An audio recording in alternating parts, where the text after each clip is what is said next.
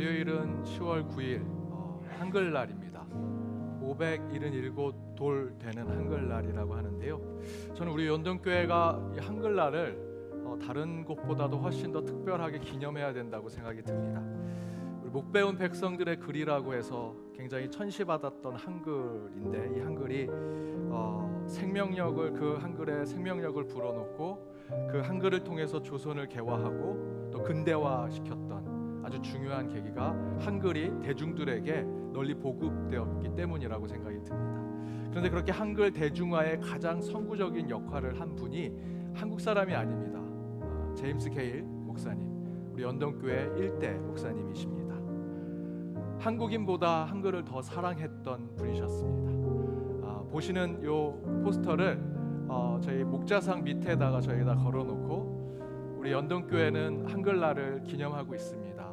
또한 우리 교회 1대 목사님이 한국인보다 더 한글을 사랑하셨던 분입니다 라는 것을 소개하고자 이렇게 현수막을 달아놨습니다. 믿음과 신앙뿐만 아니라 문화와 시대를 이끌었던 우리 게일 목사님의 정신을 이어받는 것이 우리 연동교회의 전통이라고 저는 확신합니다. 물론 믿음, 신앙도 지키는 것 중요하죠. 그만큼 시대의 문화와 역사를 함께 끌고 가는 교회가 될 때 부흥하고 성장하게 되리라 믿습니다. 탈종교 시대라고 합니다. 더불어 탈기독교 시대. 교회를 오고자 하는 사람이 점점 줄어들고 종교를 갖는 사람도 더 줄어드는 시대가 됐습니다. 그런 시대에 신앙과 믿음, 더불어 시대와 역사를 이끌어가는 우리 연동교회가 되기를 주님의 이름으로 축복합니다. 그런 마음으로 함께 주님의 예배로 나아가기를 바랍니다. 우리 사도신경 신앙고백하심으로 함께 예배드리겠습니다.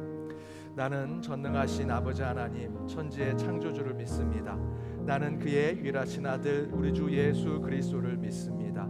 그는 성령으로 잉태되어 동정녀 마리아에게서 나시고 본디오 빌라도에게 고난을 받아 십자가에 못 박혀 죽으시고 장사된 지 사흘 만에 죽은 자 가운데서 다시 살아나셨으며 하늘에 오르시어 전능하신 아버지 하나님 우편에 앉아 계시다가 거기로부터 살아있는 자와 죽은 자를 심판하러 오십니다.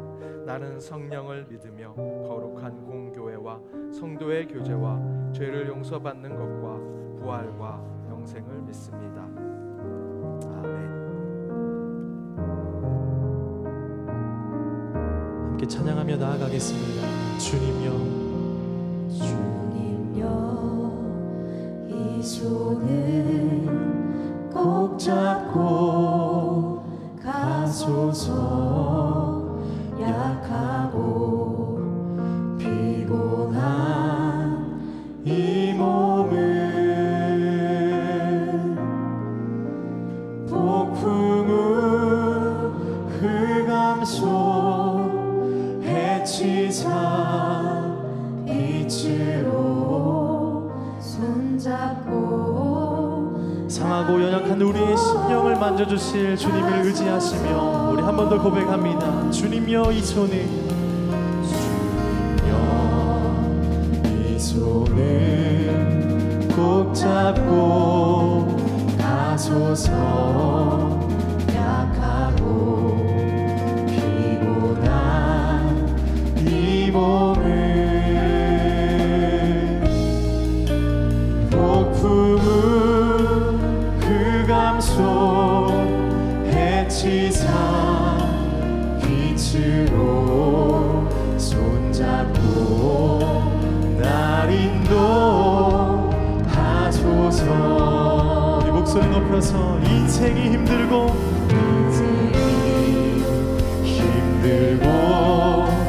고난이 겹칠 때 주님여 날 도와 주소서. 외치는 이 소리 이 이유 이 시사 손잡고 우리의 손을 꼭 붙잡으시고 인도하시는 우리 주님을 찬양합니다. 인생이 힘들고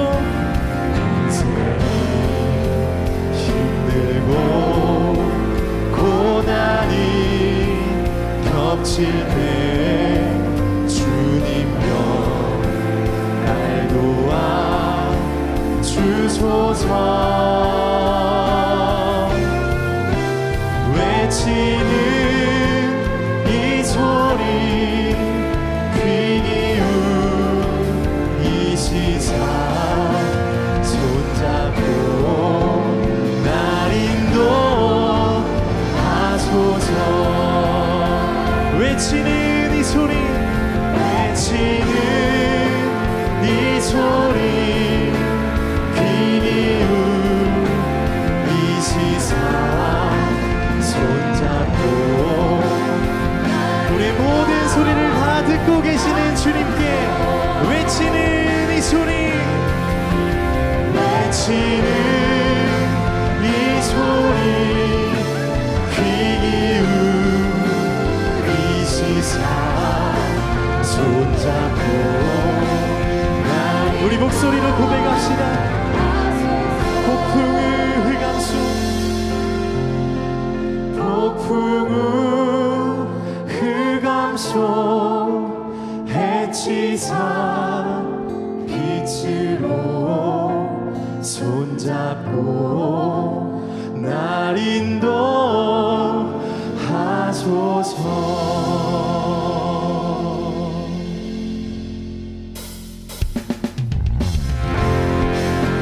우리 이 시간 힘차게 박수 치시면서 우리를 인도하시는 임마누엘의 하나님 그 성령님을 이 시간 믿음으로 굳건히 붙잡고 우리 찬양하며 나아가겠습니다. 할렐루야. 산을 넘어 험곡에 가도 빛 가운데로 걸어가면 주께서 항상 지키시기로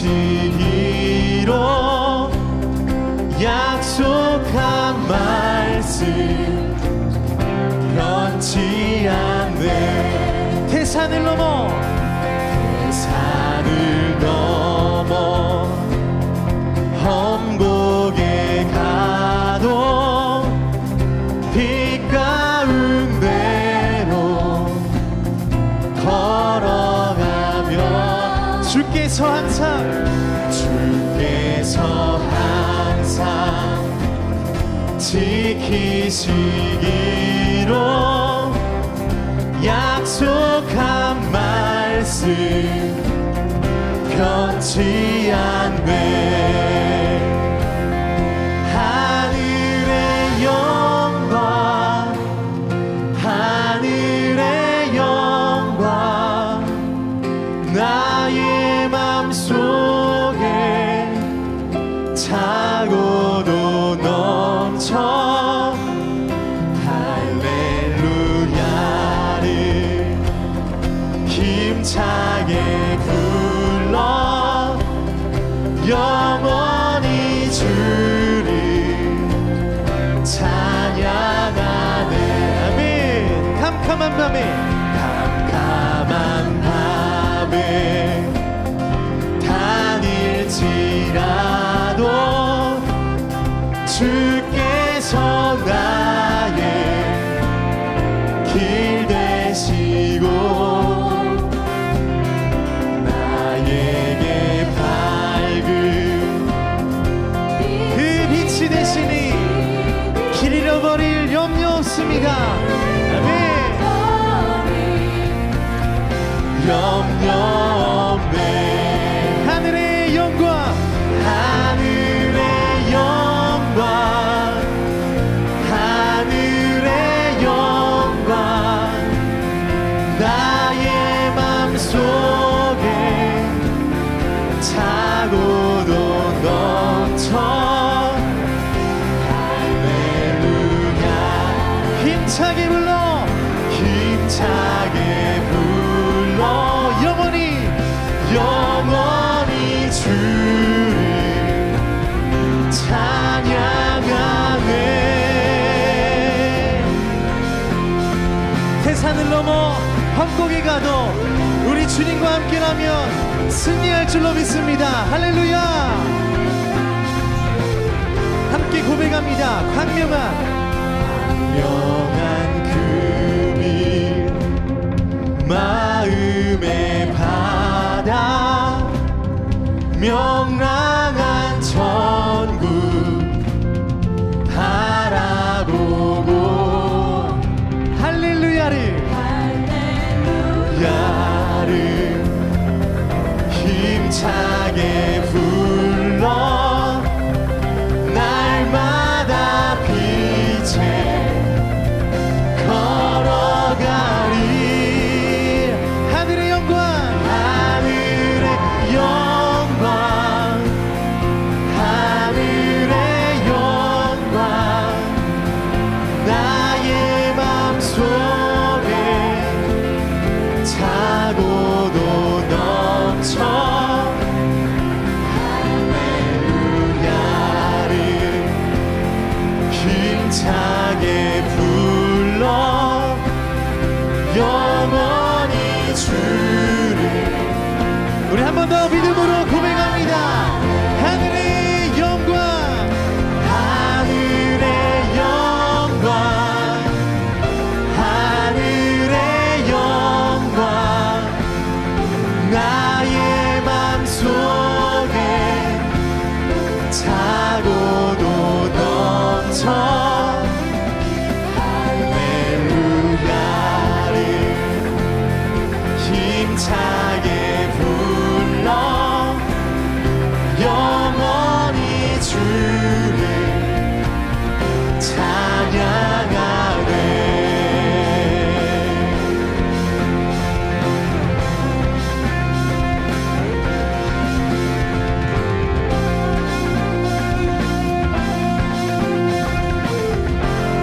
우리 삼위의 하나님께 감사와 사랑의 큰 박수 올려드리겠습니다. 네.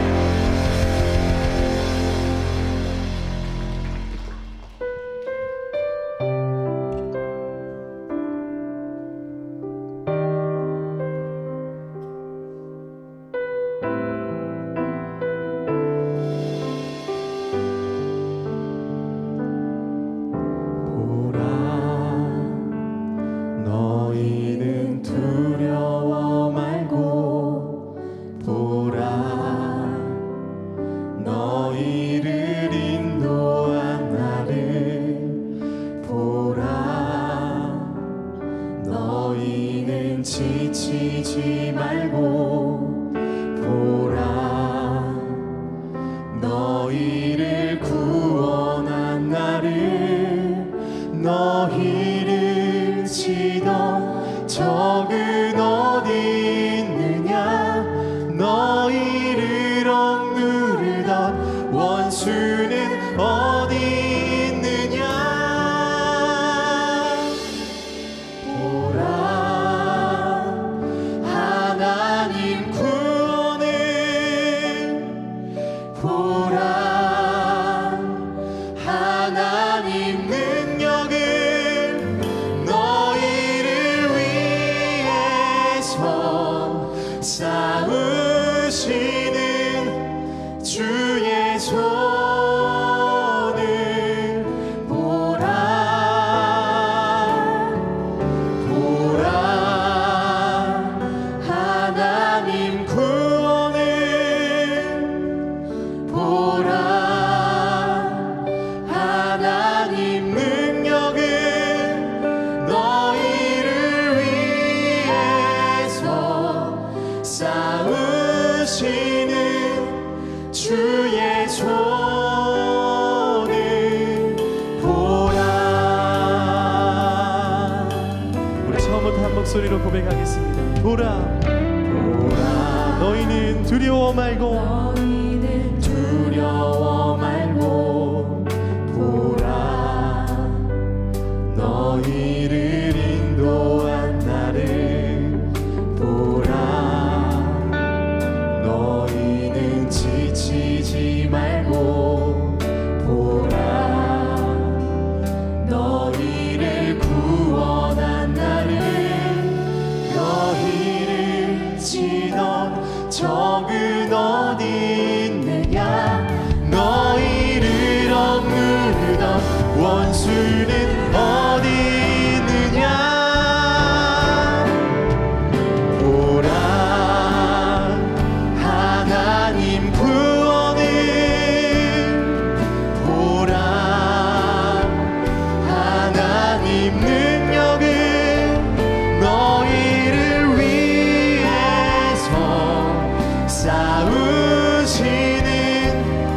주의 손을 보라 보라 하나님 구원을 보라 하나님 능력을 너희를 위해서 싸우시는 주의 손을 보라. 다 같이 일어나셔서 영광스러운 하나님을 찬양하도록 하겠습니다.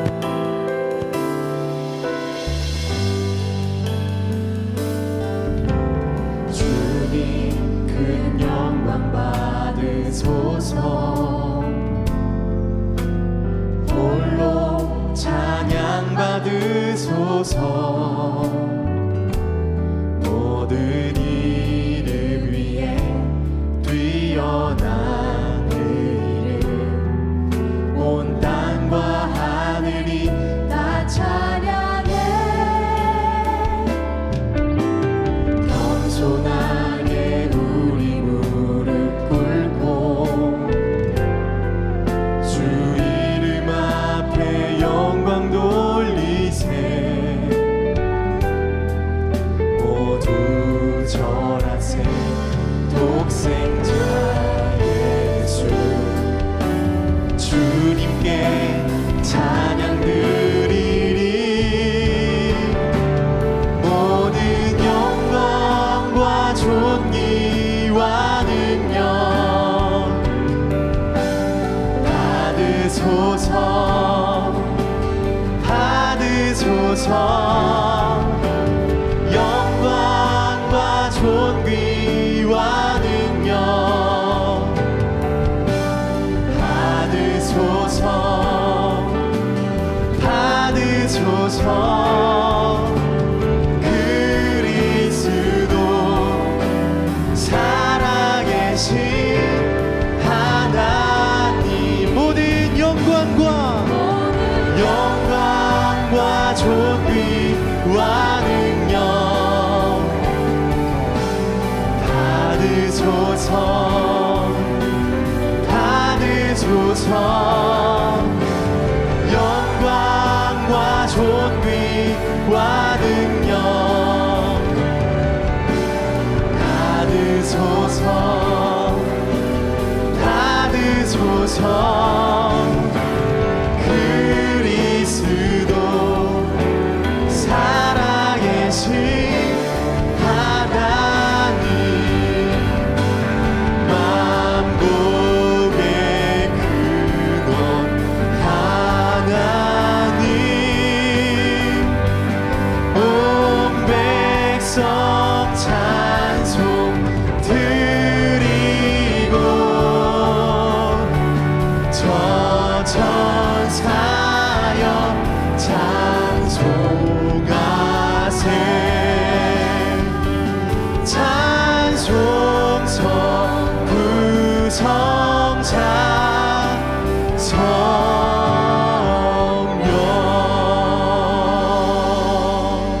성령 우리와 동행하시어 아픈 가운데 치유를 상처 가운데 회복을 허락하시는 우주 하나님 주님을 경배하고 찬양하고자 저희들이 이곳에 모여 예배로 나아갑니다.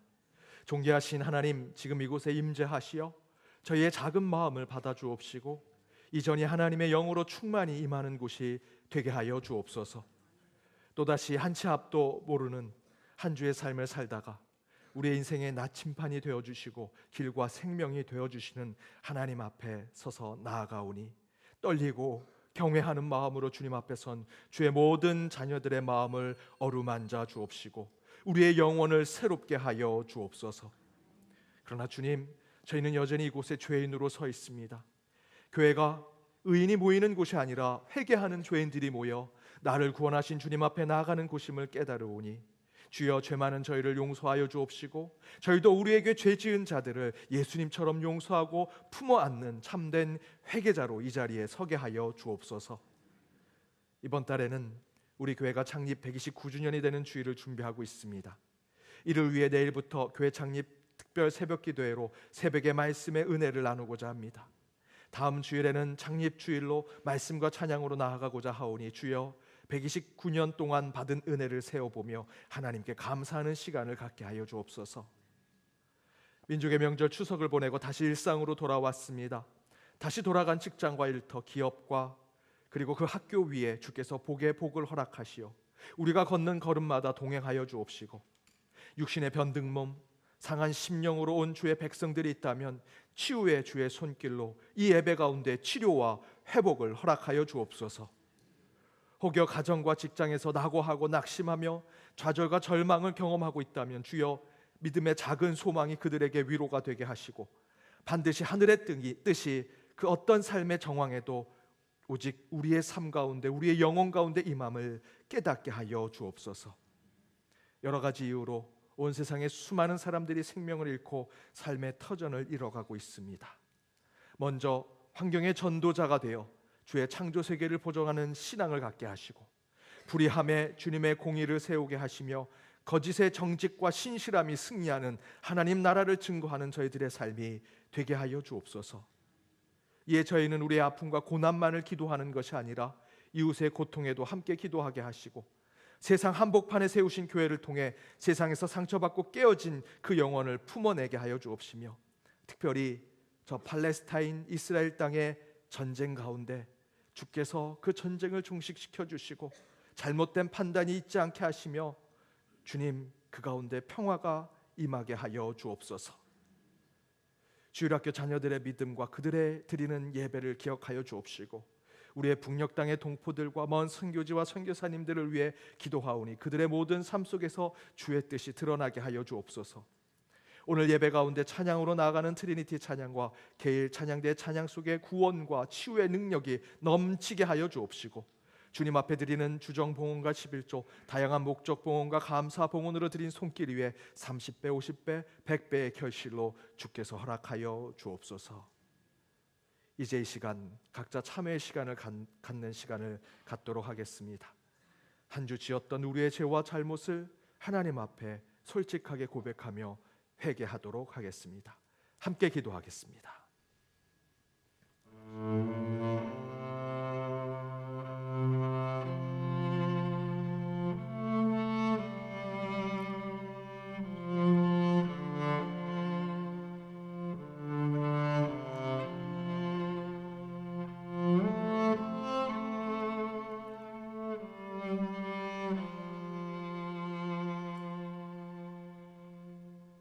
여기 하나님이 주시는 용서의 말씀이 있습니다.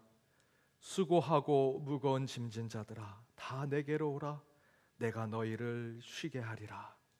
이 주님의 말씀에 용서받고 치유받는 저희 모두가 되기를 바라오며 이 모든 간구 예수 그리스도의 이름으로 기도드립니다. 아멘.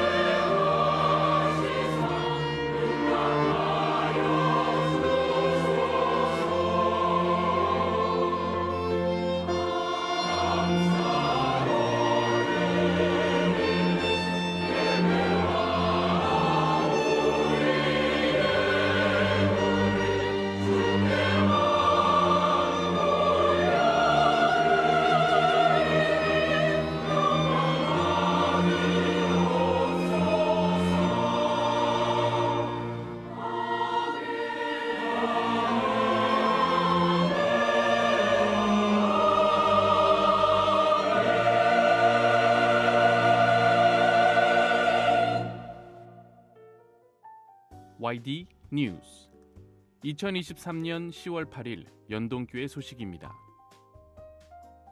오늘 오후 예배는 가정 예배로 드립니다. 다음 주일은 교회 창립 129주년 기념주일입니다. 1, 2, 3부 예배 설교는 이성희 원로 목사께서 하십니다. 교회 창립 기념주일 봉헌은 특별 봉헌 봉투를 이용해 주시고 온라인 봉헌으로도 가능합니다. 온라인으로 봉헌하실 분들은 성명, 구역 다음에 창립이라고 기입해 주시기 바랍니다.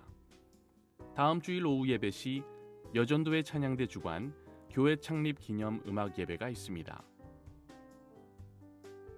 2023년 교회 창립 기념 특별 새벽 기도회가 내일부터 토요일까지 진행됩니다. 월요일부터 금요일까지는 오전 5시 30분, 토요일은 오전 6시에 진행되며 마지막 날은 예배 후 공동 식사 및 대청소가 있습니다. 연동교회 130년의 주춧돌 정기학술 세미나가 오늘 오후 3시 본당에서 있습니다. 발표는 장로회 신학대학교 임희국 교수께서 하며 논차는 서울장신대학교 정병준 교수께서 합니다. 희로의 10월 원래회 및 제36차 총회를 이번 주 수요일 오전 10시 30분 드보라의 방에서 개최합니다. 구역장 성경 공부가 이번 주 수요일 오후 5시 30분 베들레헴 예배실에서 있습니다. 10월 17일 화요일부터 18일 수요일까지 충남 예산 봉수산 자연휴양림에서 가족 농활 캠프가 진행됩니다. 개인 및 가족 단위 모두 신청 가능하며 신청은 사무처 김종훈 집사께 해주시기 바랍니다. 영아부에서 출산을 앞둔 부모를 위한 임산부 축복 기도 행사가 있습니다.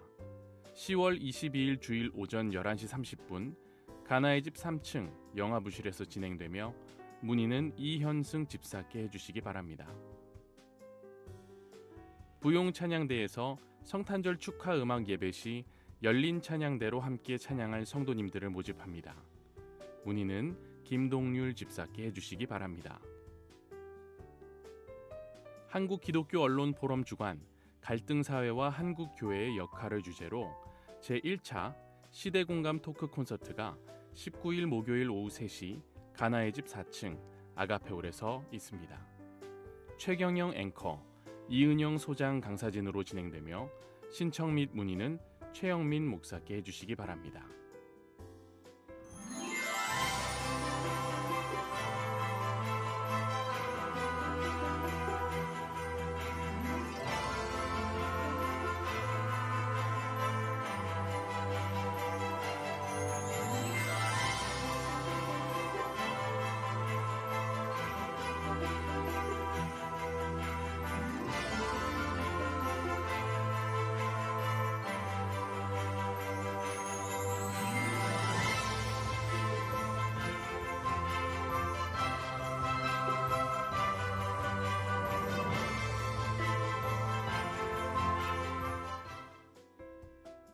오늘도 은혜로운 주일 되시기 바랍니다.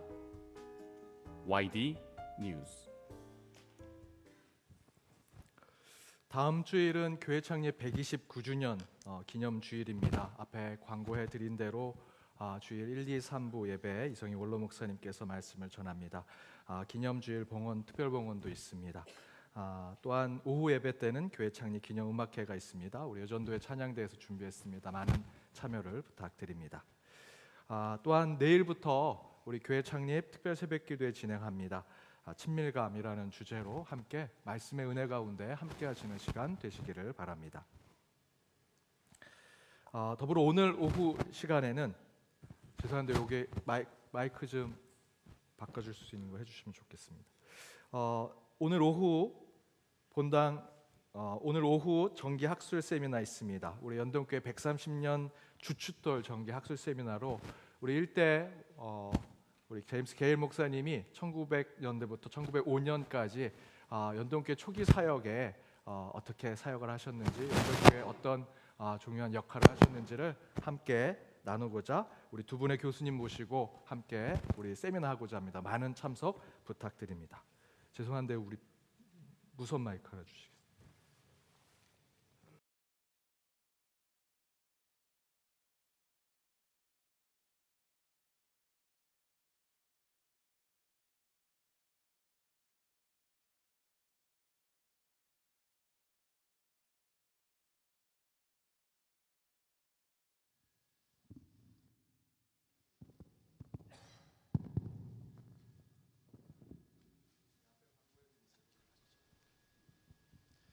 앞에 광고해드린 대로 우리 음악찬양부 부용찬양대에서 성탄절 축하 예배 우리 열린 찬양대로 찬양 함께 하실 분들 계속 모집하고 있습니다. 우리 마지막 광고했던 한국 기독교 언론 포럼은 저희 교회에서 하는 건 아니고요. 저희 교회가 장소를 빌려주는데 방송국에서 촬영을 합니다. 그래서 우리 교회 성도님들이 참석하시고자 하신 분들은 우리 최용민 목사님께 신청하셔서 참석하시면 되겠습니다.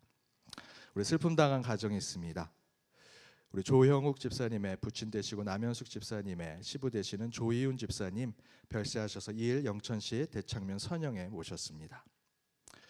주정순 집사님의 모친 되시고 한강의 집사님의 장모 되시는 장순복 은퇴 집사님 별세하셔서 6일 동화 경모 공원에 모셨습니다. 또 우리 문춘의 권사님의 모친 되시고 김창근 집사님의 장모 되시는 전불의 성도님 어제 별세하셔서 오늘 입관 예식 드립니다. 오후 4시, 교회에서는 1시 30분에 출발합니다. 발인 예식은 9일 월요일 오전 11시입니다. 교회에서는 8시에 출발합니다.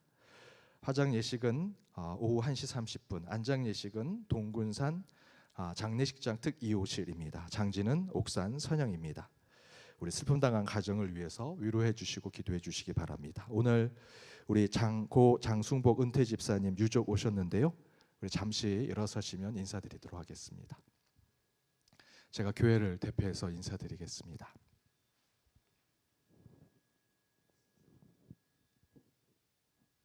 앉으셔도 되겠습니다. 오늘 우리 교회 처음 오신 분 계시면 손들어서 표해 주시기 바랍니다.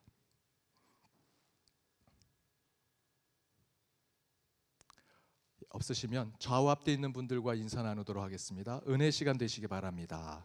은혜 시간 되시기 바랍니다.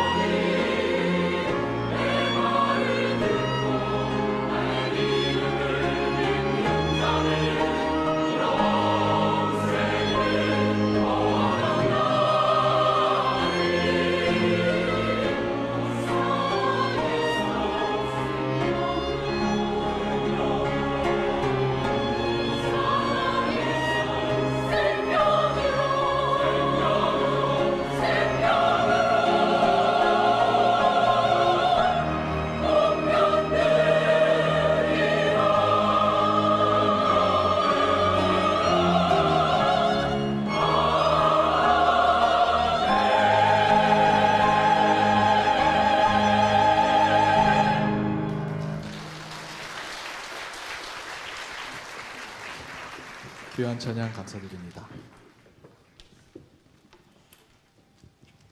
오늘 하나님이 주신 말씀은 구약성경 룻기 3장 1절에서 13절 말씀입니다. 구약성경 룻기 3장 1절에서 13절 말씀 차례로 교독하시고 마지막 절은 함께 읽도록 하겠습니다.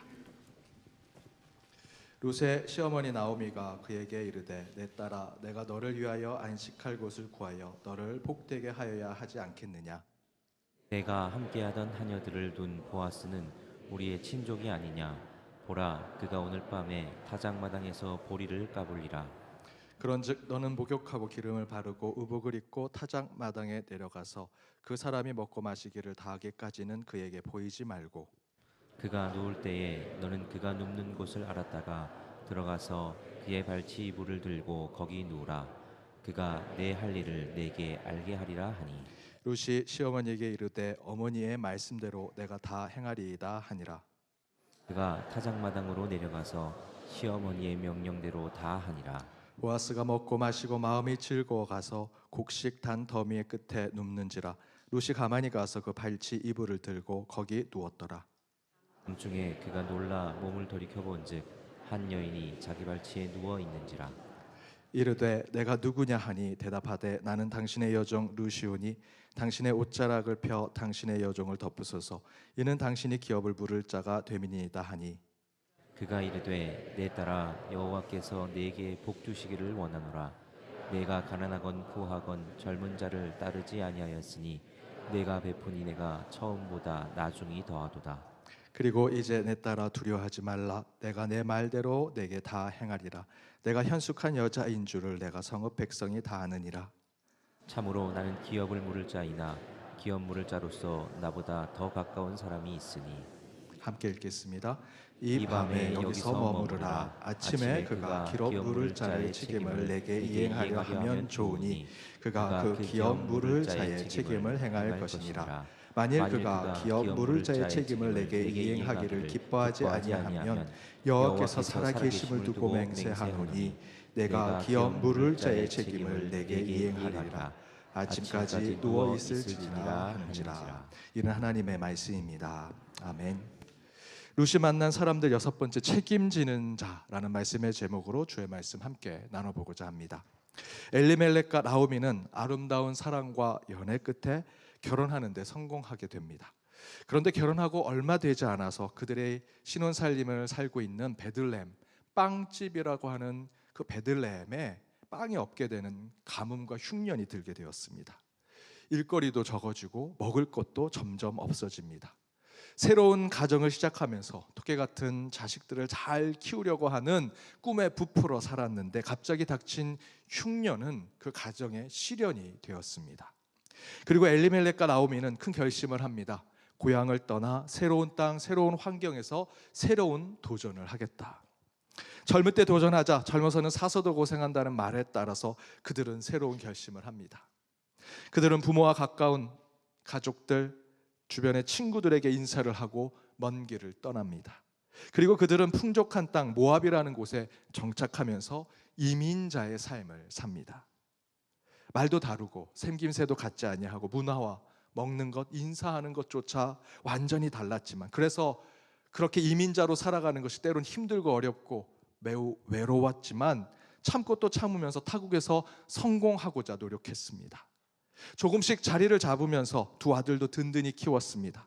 두 아들은 결혼할 때가 되어서 그 모압 땅의 두 여자를 만나 결혼까지 합니다. 아들 말로는 룻과 또한 기로는 오르바와 결혼을 합니다. 생활은 고향 땅보다 편하고 안정되었습니다.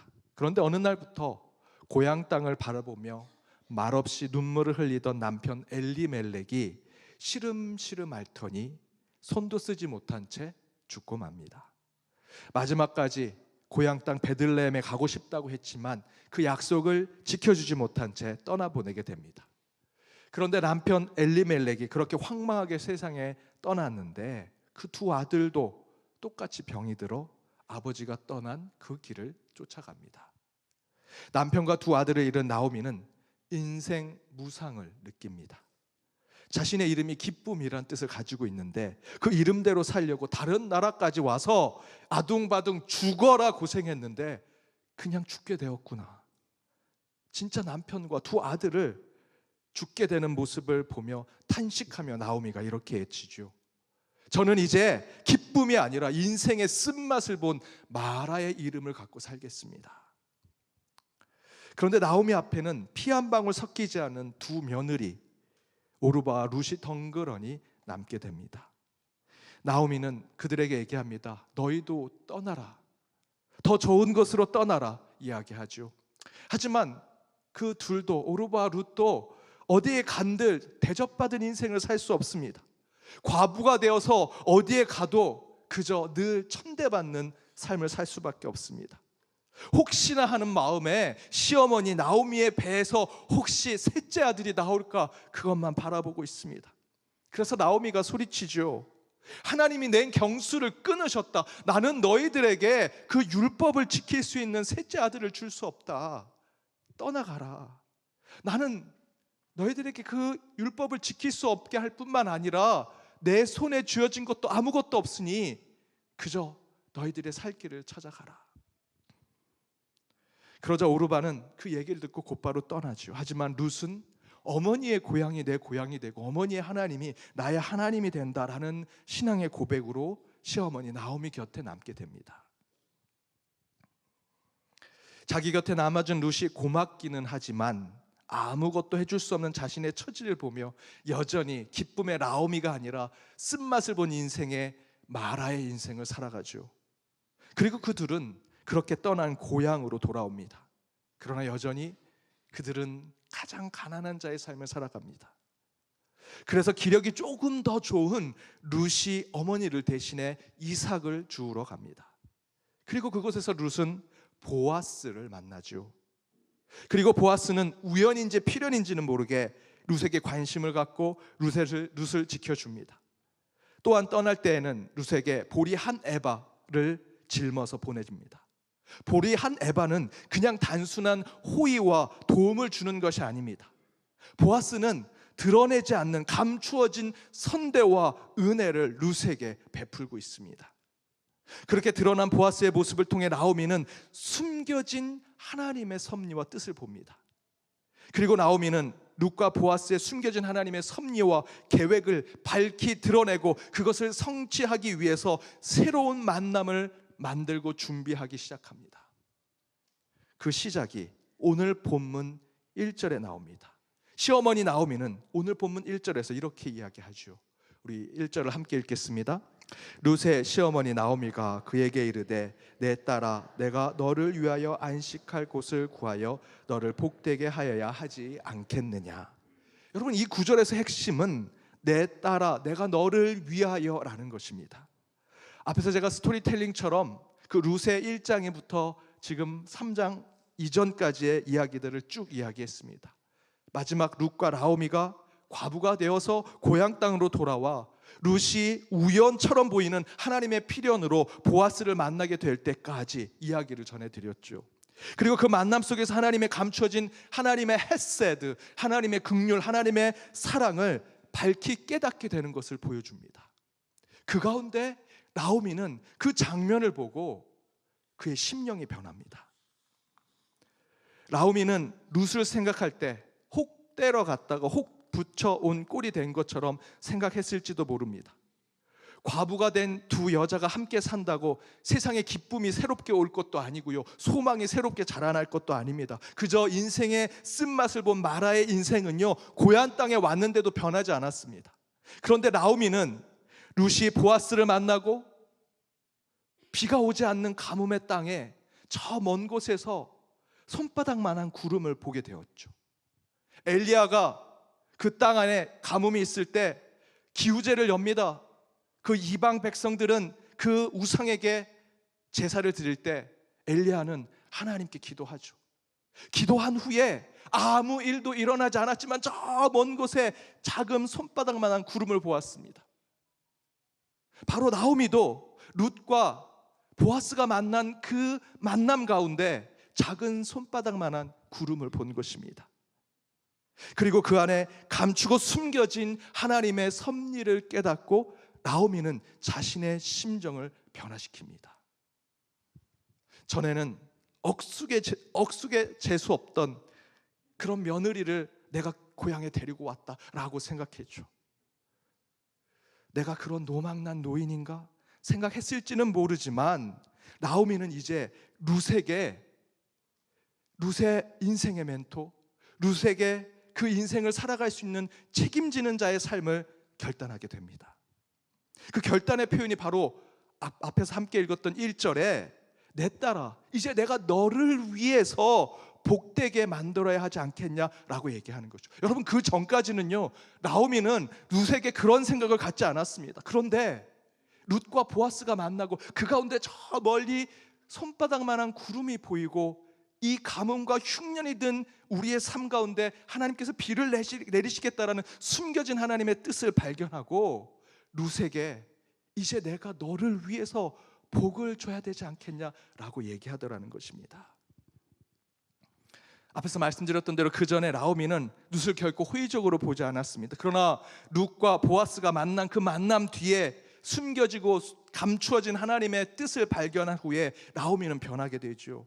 그렇다면 왜 나오미는 룻의 인생을 책임지는 삶으로 그가 변화되었는지, 그렇게 결단했는지, 그 이유는 그 비참한 인생 속에서도 나오미는 여전히 자신을 사랑하시는, 그래서 그 사랑을 때로는 숨기고 감추고 계신 하나님을 발견했기 때문이라는 것입니다. 따라서 저와 여러분이 수많은 만남을 가지게 될 텐데 그 가운데 저와 여러분이 그 만남 속에서 숨겨진 하나님의 뜻을 깨닫고 누군가에게 책임지는 삶을 결단하게 되는 것은 그 첫 번째, 하나님은 여전히 우리의 모든 순간을 지켜보고 계신다라는 믿음을 확인하게 될 때 저와 여러분이 영적으로 책임지는 자의 삶을 살게 되더라는 것입니다. 하나님은 우리의 모든 순간, 우리가 가는 모든 공간을 지켜보고 계신다. 그것을 깨달았을 때 저와 여러분은 책임지는 삶을 살아가게 된다. 제가 연동교회 부임하고 지금 있는 사택에 처음 들어가서 첫 주일을 섬기기 위해서 새벽 일찍 차를 타고 나오게 됐습니다. 한 15분 정도 걸리는 길인데요, 신호등이 몇 개 있습니다. 그래서 제가 차를 타고 나와서 쭉 왔습니다. 그리고 주차장에 들어왔는데 곧바로 뒤에 한 차가 쫓아왔습니다. 그리고는 같이 내렸습니다. 그리고 그 성도님이 새로 오신 목사님이시죠? 라고 저에게 물었습니다. 그래서 예, 제가 이번에 새로 온 김주영 목사입니다. 제가 목사님 사택에서 우연하게 목사님 차를 쫓아오게 됐습니다. 그런데 목사님은 100점이십니다. 생뚱맞게 제게 100점이라고 얘기하시면서 도로에 차도 아무것도 없고 그냥 신호 다 무시하고 가셔도 되는데 목사님 신호 다 지키시고 속도 다 지키시고 교회 오시는 모습을 보니 목사님 일단 100점입니다 라고 얘기하시는 겁니다. 제가 예 감사합니다 라고 인사하고 올라오는데 제 가슴이 철렁 내려앉았습니다. 저는 하나님만 저를 지켜보시는 줄 알았는데 연동교회 성도들이 다 나를 지켜보고 있었구나. 작은 삶의 에피소드이지만 사실 그때 저는 그 경험 가운데 제가 큰 결단을 하게 되었습니다. 어느 순간 어느 곳에서도 제가 늘 연동교회 목사로서, 하나님의 종으로서 행동하는 것, 말하는 것을 조심해야겠다. 가식이 아니라 눈에 보이던 눈에 보이지 않던 항상 하나님이 나를 지켜보신다. 성도들이 나를 지켜본다. 세상 사람들이 연동교회 목사인 나를 지켜본다라는 마음으로 항상 신실한 모습을 가지고 있어야겠다. 누가 보던 보지 않던 하나님의 사람으로서 내 행동과 말에 책임지는 자의 삶을 살아야겠다라고 결심했습니다. 이건 연동교회 목사인 저만 그런 것이 아니라 여러분도 다 그렇게 하셔야 합니다. 나오미는 밑바닥까지 떨어진 인생이지만 룻과 보아스의 만남 속에서 우연처럼 꾸며진 하나님의 섭리를 깨닫고 하나님은 끝까지 우리를 사랑하시는구나, 끝까지 하나님은 우리를 지켜보시는구나 하는 진리 가운데 책임을 다하는 인생을 살게 되었습니다. 사랑하는 여러분, 제가 지금 양복 잘 차려입고 여러분도 오늘 교회 오신다고, 특별히 어르신들 항상 어르신들 주일날 오시는 게 제일 아름다운 옷입니다. 그렇게 옷을 입고 오시는데 그렇게 아름답게 차려입은 옷으로 사람들 보이는 곳에서 잘하는 것 중요하죠. 하지만 진짜 중요한 것은요, 아무도 보지 않는 곳에서 진실되고 거짓 없는 행동과 말을 하는 것이 더 중요합니다. 그래서 누구도 보지 않지만 오직 하나님만이 나를 지켜보신다는 마음으로 어느 자리 어느 때든 책임 있는 자의 삶을 살아간다면 그런 여러분의 삶은 하나님이 기뻐하실 뿐만 아니라 세상 사람도 반드시 언젠가 여러분의 삶을 인정하게 될 것입니다. 그렇게 보이지 않는 곳에서 겉과 속, 말과 행동이 동일한 책임을 지는 삶을 살아 하나님이 주신 진짜 복을 받는 저와 여러분, 우리 연동교회 성도 여러분이 되시길 주님의 이름으로 축복합니다. 두 번째, 우리 인생의 수많은 만남 속에서 하나님과 세상 앞에 책임지는 자의 결단된 삶을 살아가는 것은 우리 인생의 시계는요, 하나님의 시간대로 흐른다라고 깨닫고 그것에 순종할 때 우리가 책임지는 자의 삶을 살아가게 된다는 것입니다. 우리 인생의 시계는 하나님의 시간대로 흐른다라는 것이죠. 오늘 본문 2절과 4절을 읽어보면 마치 나오미가 자신의 며느리 룻을 어느 큰 부잣집에 팔아넘기려고 하는 듯한 상황을 만드는 것 같습니다. 그러나 여러분, 저와 여러분이 오늘 이 말씀을 읽을 때 성경이 쓰여졌던 시대와 지금 읽고 있는 저의 독자의 시대의 간격을 여러분 동일하게 생각하시면 안 됩니다. 나오미가 룻에게 옷을 잘 차려입고 목욕하고 향수를 뿌리고 기름을 바르고 보아스의 잠자리에 몰래 가서 그를 유혹하라는 듯이 오늘 본문이 쓰여져 있고 읽혀지지만 사실 이 말씀은요, 앞에서 계속 말씀드렸던 형사취수법, 고엘 제도라고 여러분 아시는 대로 지금은 설명이 안 되지만 그때는 그것이 문화였고요, 그들의 삶이었습니다. 내 남편이 죽으면 내 남편의 형제에게 내가 귀속이 되는 거죠.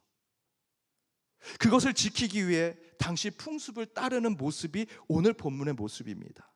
더 정확히 말씀드리면 지금 나오미는 실제 당시 율법에 가장 충실하게 따르고 있는 모습이죠.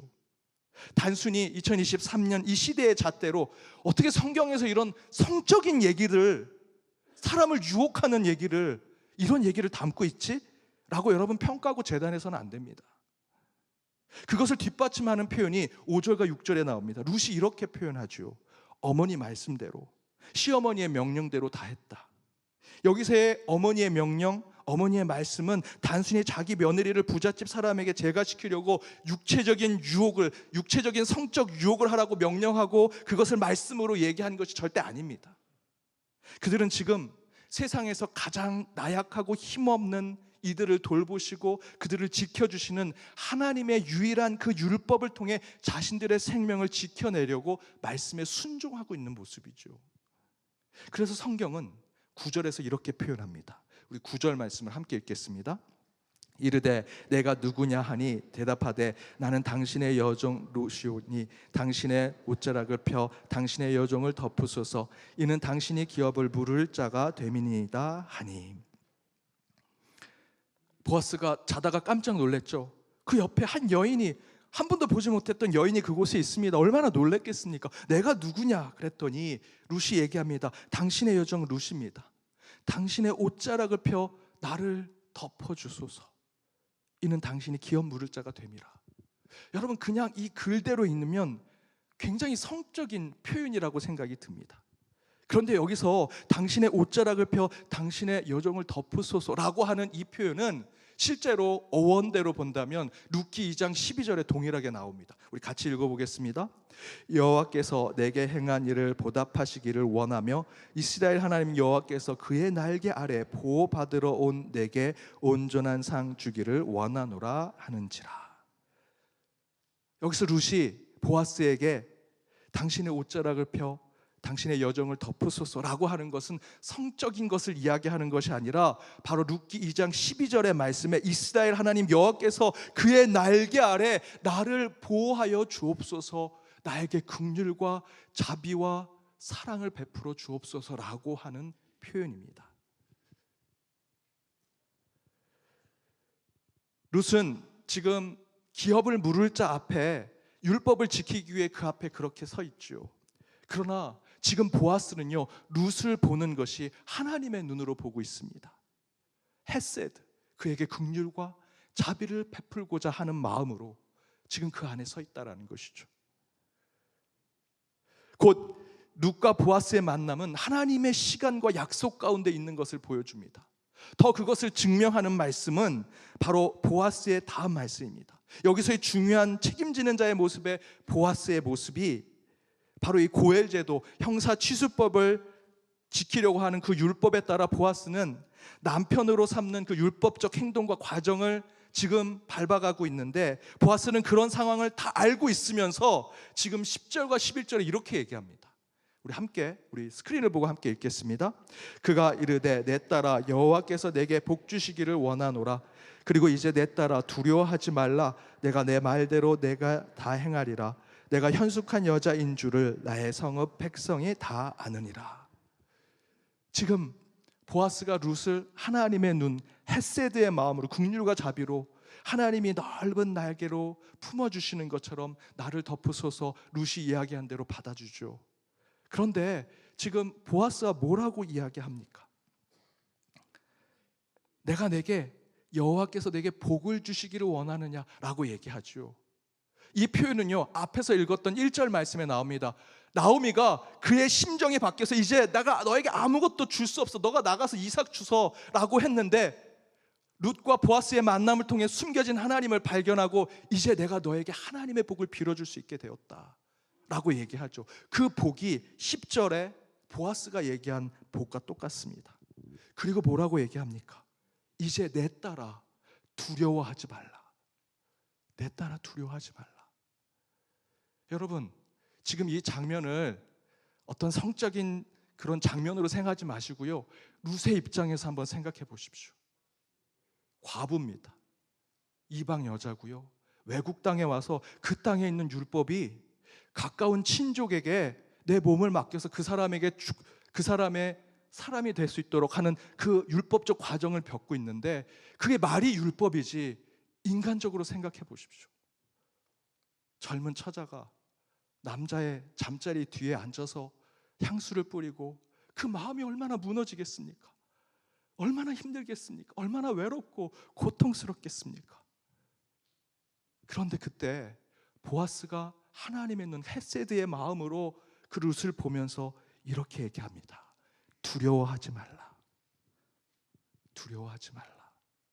그러면서 그 다음 구절에 뭐라고 얘기합니까? 내가 현숙한 여자인 줄을 나의 성읍 백성이 다 아느니라. 과부로 그곳에 그 율법을 지키기 위해서 오긴 했지만 내 몸이 던져지는 그 룻의 입장에서는 그 모든 것이 무너지고 있죠.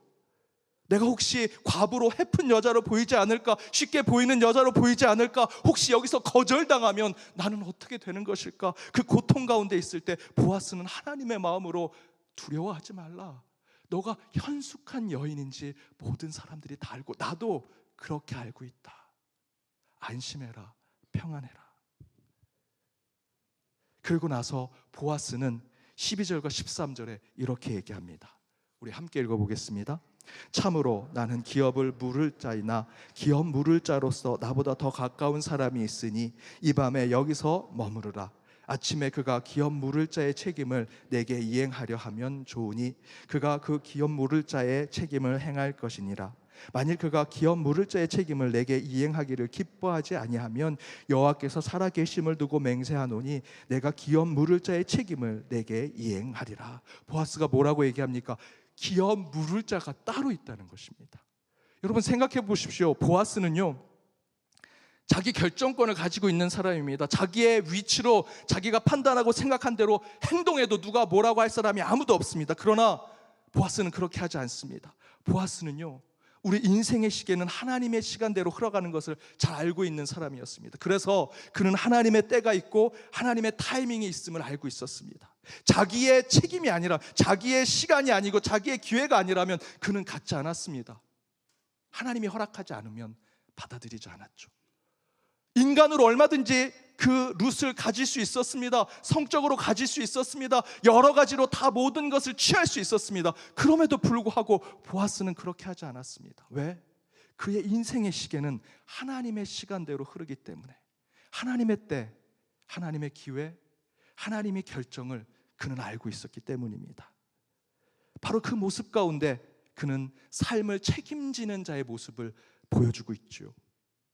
하나님의 때를 기다리고 하나님의 시간을 존중하는 사람은요, 자기 자신을 비롯해서 다른 사람들, 세상의 다른 모든 것에 대해서도 믿는 자로서 책임지는 인생을 살아간다라는 것입니다. 저희 부부가 처음으로 아이들을 집에 두고 외출하게 되는 그런 때가 있었습니다. 저희는 가능하면 저희 아이들이 저나 제 아내가 꼭 보호자로서 있고 외출을 하려고 노력합니다. 그런데 어느 때는 같이 외출을 해서 아이들만 남겨놓고 외출을 할 때가 생겼습니다. 그래서 피치 못할 사정으로 아이들을 집에 두고 이제 외출을 하려고 아이들에게 엄마 올 때까지 너희들 숙제도 이렇게 하고 공부도 이렇게 하고 밥도 이렇게 먹고 날씨가 어두워지면 불도 이렇게 켜고 이렇게 하고 있어 라고 다 알려주고 저희들이 외출을 하게 되었습니다. 그리고 돌아왔는데 아이들이 잘했을까요? 예, 아이들이 100%로 잘했습니다. 120%로 저희가 얘기한 대로 정말 잘했습니다. 그러면서 제 아들이 얘기합니다. 엄마 아빠 없어도 우리 잘하니까 걱정하지 마. 이젠 자주 나가도 돼. 왜 아이들이 부모 없는데도 이렇게 잘했을까요? 엄마 아빠가 알려준 대로 했기 때문입니다. 그 시간에 숙제하고, 이 시간에 공부하고, 이 시간에 밥 먹고, 이 시간에 자기들끼리 놀고, 엄마 아빠가 만들어준 시간표대로 그들이 보냈기 때문에 돌아왔는데도 집안도 깨끗하고 아이들이 정말 잘 있었던 것이죠. 지금은 어떨까요? 아이들이 머리가 커서요, 절대 말을 듣지 않습니다. 엄마 아빠 갔다 올게. 갔다 오면 더 엉망이 되어 있습니다. 그 상황을 보면 저는 우리의 신앙생활의 모습을 봅니다. 도리어 새신자 때, 인격적인 하나님을 처음 만날 때 여러분 얼마나 순종 잘하십니까? 말씀대로 살려고 노력하십니까? 주일날 선포된 말씀, 구역 때 공부했던 말씀, 오늘 큐티했던 말씀 그대로 살려고 노력하죠. 그런데 집사 되고 권사 되고 장로 되고, 저 신학교 때 기도 정말 많이 했습니다. 말씀도 많이 읽었습니다. 내가 목사 되면 지금보다 더 많이 해야지. 거꾸로 가고 있습니다. 신학교 있다가 전도사 되고, 전도사 됐다 목사 되니 오히려 더 고개가 뻣뻣해지고, 처음 저희 아이들이 엄마 아빠 말대로 지냈는데 지금은 머리가 크고 자기 몸이 커졌다고요, 자기 시간대로 살아갑니다. 저와 여러분의 신앙은 어떻습니까? 처음 하나님을 만났을 땐 하나님의 시간대로 살려고 노력했죠. 그런데 직분이 올라가면 올라갈수록, 지위가 올라가면 올라갈수록, 신앙의 연수가 올라가면 올라갈수록 하나님의 시간이 아니라 내 시간대로 신앙생활을 하려고 하는 모습이 우리 가운데 있더라는 겁니다.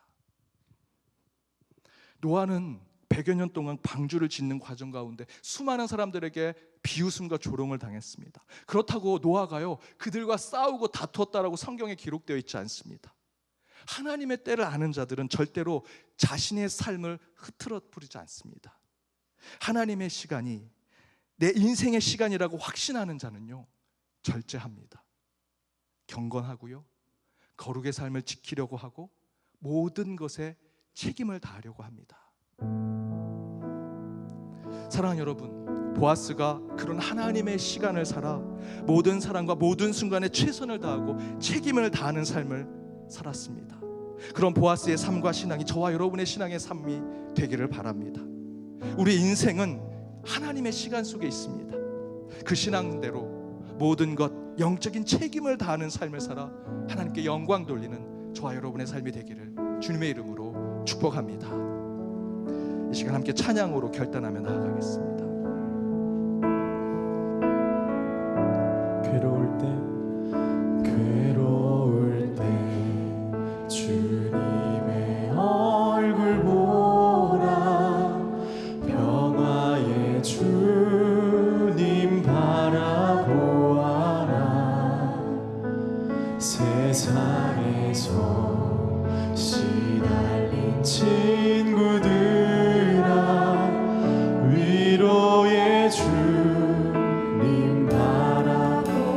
괴로울 때 주님의 얼굴 보라. 평화의 주님 바라보아라. 세상에서 시달린 친구들아, 위로의 주님 바라보아라. 눈을 들어 주를 보라. 내 모든 영역 주께 맡겨라. 슬플 때에 주님의 얼굴 보라. 사랑의 주님 안식 주리. 눈을 들어 주를 보라. 내 모든 영역 주께 맡겨라. 슬플 때에 주님의 얼굴 보라. 사랑의 주님 안식. 눈을 들어 주를 보라. 눈을 들어 주를 보라. 내 모든 영역 주께 맡겨라. 슬플 때에 주님의 얼굴 보라. 사랑의 주님 안식 주리라.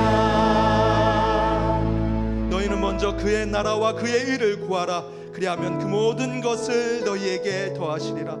사랑의 하나님, 저희들의 삶이 인간의 시간 속에 살아가는 것이 아니라 하나님의 시간, 그 카이로스의 시간 가운데 살아감을 이 시간 고백합니다. 괴로울 때 주를 보게 하여 주옵소서. 힘이 없고 마음이 연약할 때 우리에게 능력 주시는 주님을 바라보게 하여 주옵소서.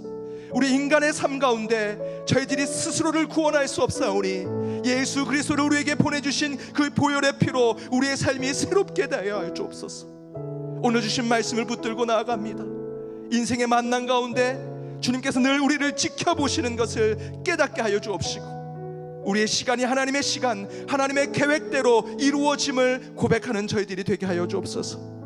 그 가운데 우리의 문제가 해결되고 우리의 질병이 치유받으며 우리 앞에 있는 장애가 모든 것이 거쳐질 때 오직 주께 영광을 돌리며 주를 찬양하는 주의 백성들의 삶이 되게 하여 주옵소서. 한 주 살아갈 때 오늘 말씀 붙들고 살아가게 하시고, 오직 괴로울 때 주의 얼굴을 보아 그 가운데 우리에게 안식과 평안을 주신 주님이 우리와 동행하심을 항상 경험케 하여 주옵소서. 오늘 이 시간 이제 세상으로 나아간 그 첫 걸음을 뗄 때 오직 주께서 저에게 능력과 힘으로 함께하게 하여 주옵소서. 이 모든 간구 예수 그리스도의 이름으로 기도하오며, 지금은 우리 주 예수 그리스도의 은혜와 하나님의 크신 사랑과 성령님의 감화감동 교통 역사하심이 인생의 만남 가운데 우리를 매 순간 지켜보시는 하나님을 발견하고 그 하나님의 시간, 그 하나님의 계획대로 살아 이번 한 주도 영적인 책임 있는 자의 삶을 살기로 결단하며 나아가는 연동의 모든 권속들과 그들의 가정, 그들의 일터, 이 교회, 더불어 해외 곳곳에 있는 연동의 디아스포라와 이 나라 이 민족 위에 이제로부터 영까지 함께하옵시기를 간절히 축원하옵나이다. 아멘.